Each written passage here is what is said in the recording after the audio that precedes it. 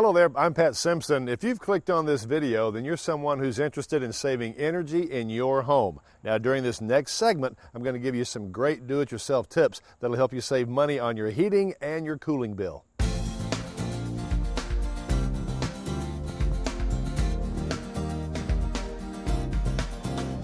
Regardless of how you access your attic space, whether it's with a pull-down stair set like this or with the small scuttle hole up into the attic, chances are very good you're losing a lot of energy up through this opening. From an energy point of view, it's almost like a 6-lane superhighway where the conditioned space in the home is escaping through to the unconditioned space up in the attic. So that all needs to be sealed up. Now, the only thing insulating the extreme heat and cold from the attic to come into this part of the house is a 1/4-inch plywood on the bottom of these stairs. That's no insulation. Now, they put a few small pieces of batt insulation in here, but it's still not keeping those extreme temperatures out. Plus, it's a huge contrast between the insulation that's already in the attic and what's not here. So what's that going to result in? Extreme hot or extreme cold down in this part of the house and extremely high energy bills.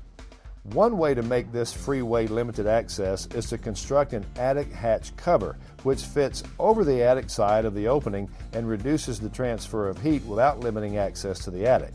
If you don't want to build your own attic hatch cover, you can purchase one from your hardware store or look for one on the internet.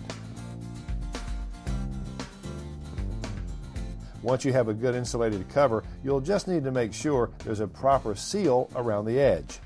Purchase some 1/2-inch self-sticking foam tape and apply the foam tape around the attic stair opening so that when you close the door to your pull-down stairs, the plywood cover will press against the foam.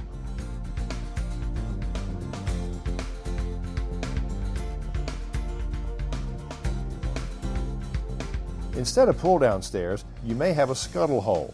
A scuttle hole is simply a removable portion of the ceiling that allows entry to the attic.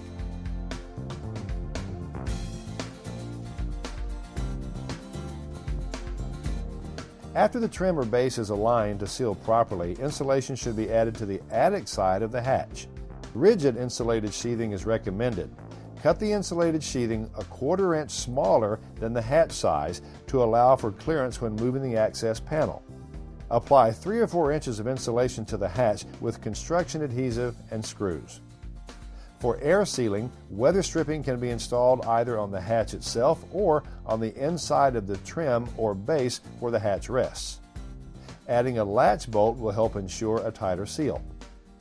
For the standard door, you would use rigid insulation sheathing, glue it to the attic side of the door, install weather stripping and a threshold to ensure a tight fit at the bottom as well.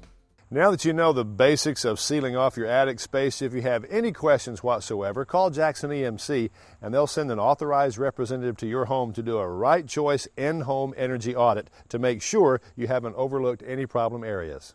For an in-depth analysis, schedule a right choice high-tech audit.